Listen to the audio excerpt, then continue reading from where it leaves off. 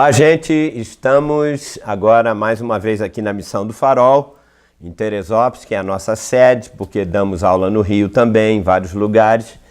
E estamos gravando essa série muito importante, que muitas pessoas estão ouvindo pela primeira vez, embora a gente já tenha dado isso nos Estados Unidos, esse curso. E também, quando eu cheguei no Brasil há 4 anos atrás, nós fizemos em forma de aula. Mas agora eu estou gravando, como vocês podem ver, de 25 a 30 minutos. As últimas 3 aulas conseguimos fazer até com um pouco de menos de tempo. Por isso que essa aula agora vai ser a segunda parte. Nós estamos lendo no livro de Hebreus. Eu dei alguns versículos, já fiz um comentário. E essa quarta advertência que está em Hebreus, eu termino agora em 20, 25 minutos. E depois nós vamos, na próxima aula, para a quinta advertência, que vai demorar um pouco mais, porque ela é um pouco maior. Então vamos lá, se você quiser acompanhar comigo, Hebreus, capítulo 10, a partir do versículo 19, eu li na última aula, mas eu vou ler para que você, caso você não tenha a Bíblia na hora, para você relembrar, e mesmo assim para a gente fazer um link, emendar um com o outro. Como eu disse, eu creio que foi Paulo que escreveu, né? Ele diz assim: tendo, pois, irmãos, intrepidez para entrar no Santo dos Santos. É um livro de comparações, né? Ué, quer dizer que vamos entrar no Santo dos Santos, do tabernáculo? Não. O Santo dos Santos hoje é a presença viva de Deus. Nós podemos, aonde você estiver, se você estiver orando em espírito, você entra na presença viva de Deus, que ele chama de Santo dos Santos, porque, como estamos vendo, lembra o contexto do livro. Sem contexto, você não vai entender. Não pode criar um contexto, uma coisa do nada. Lembra que eram hebreus que se converteram ao cristianismo, confessaram Jesus, estavam vivendo na vida da igreja, mas por pressão, né, do sumo sacerdote e dos familiares, eles estavam dizendo: não, pode abandonar essa coisa de igreja e voltem para o judaísmo, senão eu vou ler, ainda na aula de hoje, o que eu já venho comentando está aqui nesse contexto. Mas deixa eu pegar no início, que ele está dizendo: nós podemos sim, temos autoridade e intrepidez para entrar na presença viva do Senhor, que é o Santo dos Santos, e ele diz: pelo sangue de Jesus, pela vida de Jesus. Hoje eu entro no Santo dos Santos, quando eu tranco a porta do meu quarto, eu digo: Senhor, agora eu vou entrar na tua presença viva. Por quê? Vamos ver. Pelo novo e vivo caminho que ele nos consagrou pelo véu, isto é, pela sua carne. Mais uma comparação. No tabernáculo de Moisés, o sacerdote tinha que entrar levando sangue, né? E passava pelo véu, mas tudo aquilo era um simbolismo. Hoje, nós sabemos que o véu foi a carne de Jesus na cruz. Ou seja, porque Jesus morreu na cruz, eu agora tenho acesso à vida dele. Como? Tudo no Espírito. Continua o versículo 21. E tendo grande sacerdote sobre a casa de Deus. Jesus foi o último sacerdote agora para sempre. Por isso que ele é o grande sacerdote. Versículo 22. Aproximemo-nos com sincero coração, em plena certeza de fé. Ou seja, para entrar na presença viva de Deus. Tendo o coração purificado de má consciência e lavado o corpo com água pura. Já falei sobre isso na aula passada. Agora ele diz: guardemos firme a confissão da esperança. Guardar esperança, isso tem a ver com o reino milenar. É a nossa esperança. No final da aula você vai ver: pastor, está no contexto, é verdade. Então, guardando essa confissão sem vacilar, pois quem fez a promessa é fiel. Deus prometeu a Abraão de que havia um descanso, como eu já falei nas aulas anteriores, e Ele é fiel de nos levar para esse repouso, a um descanso novo, que é uma referência ao reino milenar. Então, Ele diz, o que temos que fazer? Consideremos-nos também uns aos outros para nos estimularmos ao amor e às boas obras. Isso é uma referência o quê? A igreja é formada por pessoas, por cristãos, que estimulam outros cristãos em amor e as boas obras. É a interação, é troca de vida. Não é entrar numa igreja, sentar, oi, bom dia, aleluia e tal, ouvir uma palavra e vai embora. Não! A igreja tem que ter essa interação. Eu preciso de estímulo em amor. E o povo também. Então, se não há interação, não há igreja. Apenas, sim, nós vamos assistir. Eu não quero assistir, eu quero participar da igreja. Então, igreja é isso, considerar uns aos outros para nos estimularmos em amor.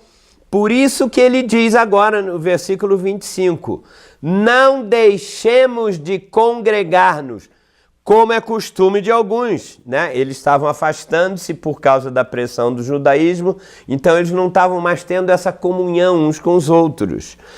Antes, diz versículo 25, façamos admoestações, e tanto mais quanto vedes que o dia se aproxima. Isso é uma referência, dia com letra maiúscula. O que é?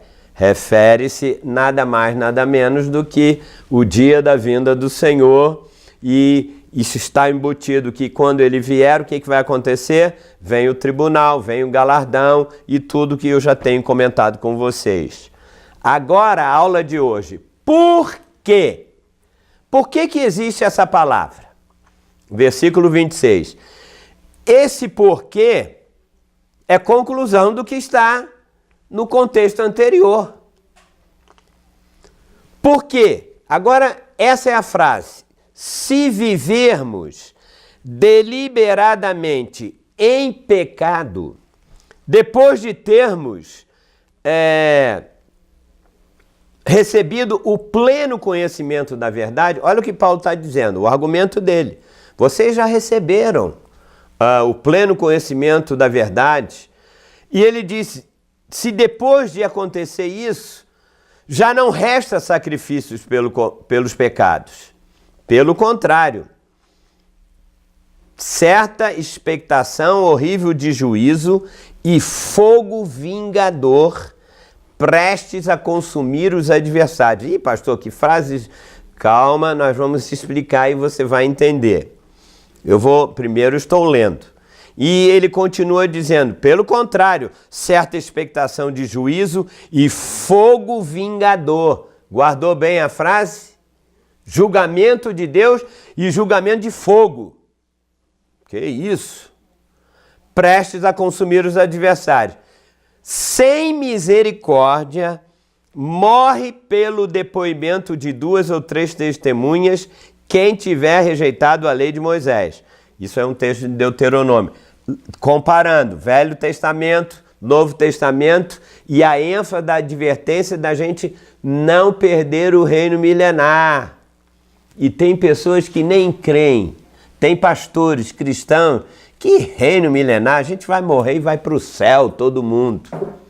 Que falta de conhecimento da palavra de Deus, de usar textos. É por isso que nós vamos ter tanta aula, para que ninguém tenha dúvida de que eu estou inventando alguma coisa. Não. Se você não crê, use os argumentos, venha me convencer, venha me mostrar. Mas não é como as pessoas falam, pastor está equivocado, me manda um e-mail. Não existe esse negócio de reino milenar e pode-se perder a salvação, ponto, não concordo e tchau. Desculpa, eu não vou nem comentar, porque você tem que ter argumentos. Eu estou mostrando estas verdades. Isso é uma advertência séria, porque quem não passar no tribunal de Cristo, no julgamento das obras, vai sofrer um horrível juízo. Ai, de quê? Calma. Eu vou falando devagar para não assustar ninguém, não. Mas isso é uma advertência. Ainda tem a quinta. Muito bem. Veja agora. Olha o versículo 29. Ele está comparando. De quanto mais severo castigo. Vai ter um severo castigo? Bem, eu estou lendo aqui. Julgai vós, será considerado digno aquele que calcou os pés do Filho de Deus. Está falando para a igreja. Quem pisar, calcar os pés no Filho de Deus, vai sofrer um severo castigo. Quem? Só cristão. Vou explicar. Eu estou apenas lendo o texto primeiro. E mais, ele diz, não só calcou os pés do Filho de Deus, aqui no final do versículo 29, ele diz, também profanou o sangue da aliança, com o qual foi santificado. E pior ainda, ultrajou o Espírito da graça. Ora, nós conhecemos aquele que disse, mais uma vez, Paulo está usando o Velho Testamento, né, para comparar as coisas. Referindo-se ao versículo 28 e 29, ele diz, lembra lá no passado, né, isso está em Deuteronômio também, ele faz comparações com o fato de quando Moisés falava a respeito dos acontecimentos, ele está jogando, porque eram hebreus, eles conheciam a história da aliança. Eles eram hebreus judeus. Então ele diz, lembra como o Senhor disse, a mim pertence a vingança, eu retribuirei. Ou seja, Deus vai retribuir. Não, mas pastor, isso é para cristão? Quer ver como é? O 30 diz, a mim pertence a vingança, eu retribuirei. E outra vez diz, o Senhor julgará quem? O seu povo. Está falando do povo. Paulo está dizendo, olha, Deus vai julgar vocês. Vocês querem abandonar, voltar para o judaísmo, abandonar a vida da igreja, que é estimular os irmãos, as boas obras, orar um pelos outros, isso tudo? Olha a conclusão, versículo 31. Horrível coisa é cair nas mãos do Deus vivo. Que coisa incrível isso. Então ele está falando para quem? Se você abre a Bíblia e pega isso, você vai dizer, horrível coisa é cair na mão do Deus vivo. Você ímpio, pecador, receba Jesus. Não é isto, o contexto não é esse. O contexto é para o povo hebreu que estava voltando para o judaísmo, estava abandonando a vida da igreja e Paulo está dizendo, não faça isso, não faça isso. Então vamos começar do versículo 26, eu li o texto inteiro, mas o versículo 26 diz então, porque se vivemos deliberadamente em pecado? O que significa essa expressão? Pastor, são pessoas que vivem no pecado, do pecado da carne, rouba, mata, adultera e bebe, isso, aquilo. Não, não é, o contexto não é esse. Viver deliberadamente em pecado, depois de ter recebido pleno conhecimento da verdade, já não resta sacrifício pelo pecado. Pelo contexto, o que significa isso? Viver deliberadamente em pecado. Olha só. Se você ver aqui no versículo 25, essa palavra porque, ela está ligada ao versículo anterior. E o versículo anterior, o 25, diz o quê? Não deixemos de congregar como é costume de alguns. Antes, façamos admoestações. Porque se vivermos, ou seja, viver deliberadamente em pecado aqui é nada mais do que deixar de congregar-se e estimular os irmãos em amor. Isso é pecado. Pecado na Bíblia significa errar o alvo. A gente diz, não, o cara pecou, ele fez pecados grosseiros, ele errou o alvo, por isso que ele praticou. Mas a definição na Bíblia de pecado significa errar o alvo. Eles estavam errando o alvo, deixando de viver a vida da igreja para abandonar. Não deixe de congregar. Isso é que era pecado. Não é pecado grosseiro, como eu disse aqui, os pecados da carne, não. E eu vou te mostrar que não, porque se fosse antes um pouco do contexto, ele já toca nesse assunto, sobre os pecados grosseiros. Mas para ele, pecado maior era abandonar a vida da igreja. Você quer ver? Volte ao versículo 12 de Hebreus 10. Nós começamos a ler no 19, não foi? Agora, volte um pouco antes, do 12 até o 18, para você ver, nesses versículos aqui, que os nossos pecados todos já foram perdoados pelo Senhor. Não tem nada a ver com os pecados grosseiros. No contexto. Agora, do 19 ao 31 que eu li, ele diz, viver deliberadamente em pecado, agora não tem mais nada a ver, porque todos os pecados que o Senhor já nos perdoou, ele não pode trazer isso novamente. Opa, caiu o quadro aqui da minha família. Oh, beleza. O Senhor não pode novamente, como eu disse, lembrar dos pecados. Isso está dentro do mesmo contexto. Quer ver? Vamos ler versículo 12 a 18 de Hebreus 10. Olha como ele começa. Jesus, porém, tendo oferecido para sempre, porque ele é um sacerdote, né? Um único sacrifício pelos pecados.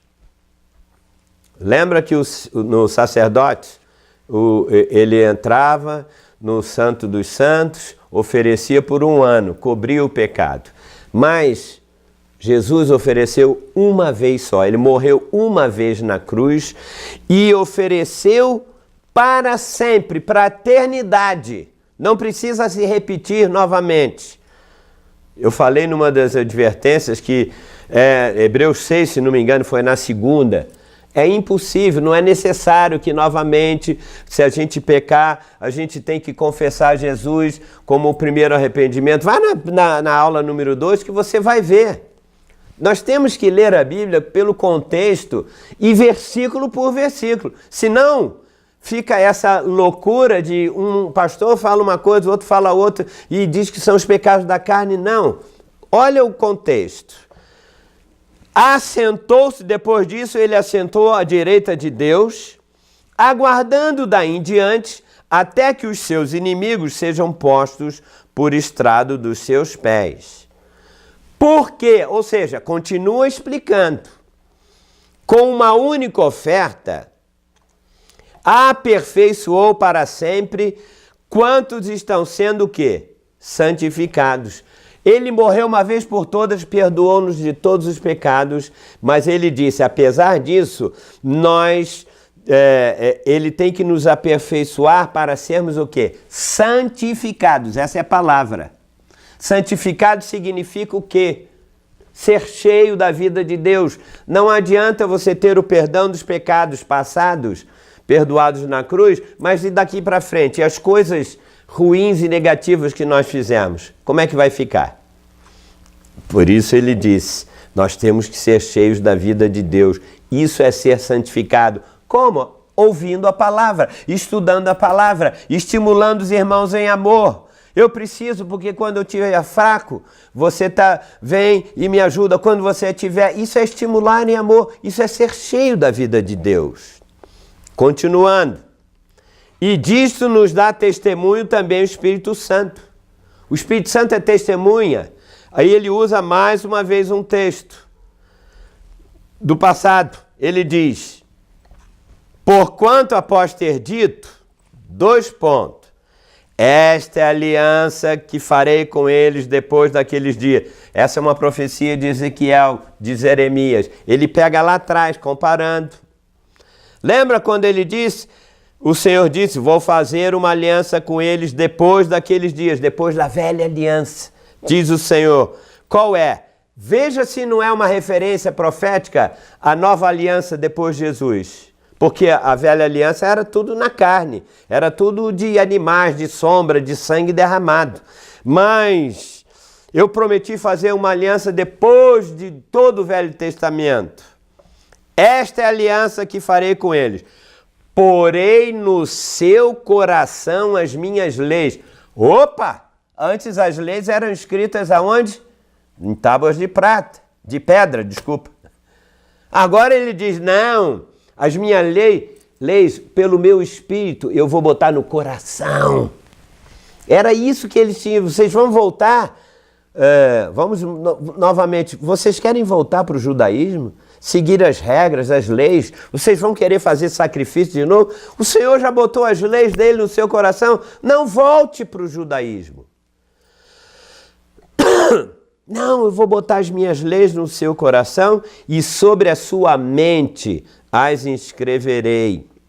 Ainda acrescenta, essa aqui é a verdade que eu quero falar sobre, que esse pecado aqui não tem nada a ver com os pecados que já foram perdoados. Por quê? Também, no último versículo, 18, né? Também de nenhum modo me lembrarei dos seus pecados e das suas iniquidades para sempre. Se o Senhor diz que ele não vai lembrar, ele perdoou para sempre os nossos pecados, por que está usando aqui isso? Porque viver deliberadamente em pecado não tem nada a ver com os pecados que já foram perdoados. Ora, onde há remissão destes, a palavra remissão no grego significa separar, literalmente, o pecado do pecador. Separa, fica aí, pecador. Isso é remissão. Então vou ler de novo. Ora, onde há remissão destes pecados, já não há oferta pelo pecado, não precisa ofertar mais. O pecado já foi separado, já foi perdoado. Está no mar do esquecimento. Ele ofereceu para sempre isto. Olha o versículo 18 do texto que a gente está lendo. Ora, onde há remissão deste, desculpe, já não há oferta pelo pecado. Então, eu quero terminar a aula de hoje, porque nós vamos passar para a quinta. Paulo estava dizendo que se eles abandonassem, voltassem para o judaísmo, oferecendo o sacrifício de novo pelo pecado, eles estavam pecando deliberadamente. Porque se eles voltassem para o judaísmo e pecassem, eles tinham que o quê? Pelo judaísmo eles tinham que matar animais. Eles tinham que oferecer um sacrifício pelo pecado. Peraí, mas eles já eram de Jesus. Jesus já tinha morrido por eles, né? Paulo disse, se você pecar então, vamos supor que vocês querem abandonar a vida da igreja. Voltou para o judaísmo. Vocês vão oferecer sacrifício? Paulo disse, não vai adiantar nada, porque você já teve. Jesus já perdoou os seus pecados para sempre. E eles eram convertidos de fato e de verdade. Por isso que ele advertiu os cristãos hebreus que não tinha como fazer oferta de pecado novamente. Mas então, vamos supor que eles quisessem fazer isso. Ah, é? Você quer ficar lá no judaísmo? Então, versículo 27 diz, pelo contrário, se você quer fazer isso, vai haver uma certa expectação horrível de juízo e fogo vingador. Ele usou um texto que aconteceu no Velho Testamento, dizendo, Deus vai ter que julgar a sua vida. Porque você está usando uma coisa que não é mais necessário. O versículo, vamos ler agora de novo o versículo 28 e 29, quando ele faz referência lá em Deuteronômio, quando o povo pecava, o povo de Israel, Deus vinha com trovões, fogo vingador sobre o povo de Israel. Ele está comparando a mesma coisa. Ele diz, olha, lembra quando sem misericórdia morre pelo depoimento de 2 ou 3 testemunhas, quem tivesse rejeitado a lei de Moisés? Não era assim? Eles tinham, os hebreus, os judeus tinham que cumprir a lei. Se não cumprisse a lei, Deus amaldiçoava. Eles sofriam uma vingança de Deus. Por isso ele diz, ok, isso aconteceu no passado, mas agora, vocês querem quebrar a lei do Espírito de vida de Jesus? Não tem problema, sabe o que vai acontecer? De quanto mais severo castigo. Deus não pode, Jesus não pode deixar, volta para o judaísmo, abandona. Não, que ninguém se engane. Essa é uma advertência forte. Vai haver um severo castigo. Por quê? Porque vocês estão considerando, né? Será considerado digno naquele que calcula. Você está pisando no Filho de Deus. Ele morreu por você e você volta de novo para a prática judaica? Você está profanando o sangue da aliança. Sabe o que é profanar o sangue da aliança? Você está dizendo que o sangue de touro, de bode, de animais é mais poderoso do que o sangue de Jesus. Porque se eles voltam para o judaísmo, o que vai acontecer? Eles têm que oferecer o sangue de animais. Vocês estão pisando no sangue de Jesus. Quem faz isso, o cristão que faz isso, não vai ficar, Deus passa por cima. Não, ele passa por cima até de pecados.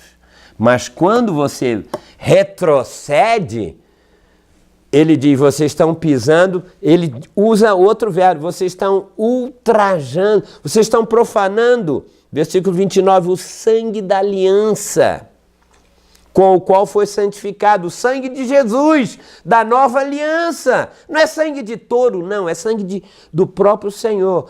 Finalmente ele diz, vocês estão ultrajando o Espírito da graça. Jesus é o Espírito da graça. Meu amigo, calcar os pés, o Filho de Deus, eles estariam considerando, o sangue de Jesus é comum, eu vou voltar para o sangue de animais. Não insulte o Espírito da graça, porque sabe o que vai acontecer? O cristão que pensa desta maneira, eu vou dar advertência, você não vai para o reino. Você pode ter feito tudo maravilhoso, mas não vai. Não pode. Pastor, não acredito. Tá bom, eu vou botar um ponto e vírgula aqui e nós vamos na próxima aula, eu vou lhe dar a quinta advertência. Aliás, eu vou continuar a ler, vou concluir, porque eu não quero ultrapassar, eu vou ler novamente a continuação do texto e vou emendar com a quinta advertência. Então, fica aqui o meu abraço, fica aqui a advertência do Espírito Santo para que você se prepare. É por esforço e violência que a gente vai entrar no reino milenar. Não é brincadeira não, temos que ter um cuidado tremendo para não profanar o Espírito do Senhor. Mas você não é judeu. Ok, se você quiser continuar seguindo regras, leis, mandamentos, rituais dentro do cristianismo, você está fazendo a mesma coisa. Cristianismo na nova aliança é o relacionamento no seu espírito com o Espírito de Deus. Qualquer ritual é voltar à velha aliança. Não, mas Deus perdoa, não. Severo castigo. Perdoar, ele sempre vai perdoar. O severo castigo é não ir para o reino. Você não acredita? Então, na próxima aula, eu vou continuar aqui, eu vou ler, se você quiser, eu vou ler do versículo 32 até o 39. Qualquer coisa, entre no nosso blog, Missão do Farol, tudo junto, letra minúscula, e .blogspot.com, nós temos ali, estamos aos pouquinhos colocando as aulas da mesma forma no Facebook, nas redes sociais da missão, tá tudo ali. 2 vezes por semana a gente está botando um chamado para você poder entrar em contato, assistir essa aula, voltar novamente. E algumas pessoas, eu recebi um e-mail de uma irmã, disse, pastor, como é que eu posso ajudar financeiramente para a missão? Eu fiquei tão contente porque Deus é quem toca. E se alguém mais que está sendo abençoado e quer participar, vai no blog. O blog tem tudo. Ou escreva para mim no meu e-mail. Eu tenho outra maneira, mas no blog, eu sei que tem pessoas em vários países, pode acessar a Missão do Farol, blogspot.com.br, e logo quando abrir a página, em cima está lá, pague seguro, doe. Você faz ali, e depois me avisa. Eu quero que você me avisa. Eu não quero receber dinheiro só por receber. Eu quero ter um contato com você. Eu quero orar por e-mail ou por carta pessoalmente porque isso é muito importante. Eu valorizo cada pessoa que coloca o seu dinheiro, ainda mais no dia de hoje. Não é uma coisa assim, não, pastor, usa de qualquer maneira. Eu não faço isso, porque eu vou prestar conta ao Senhor. Eu abençoo a tua vida em nome de Jesus e até a próxima aula. Amém? Tchau, tchau.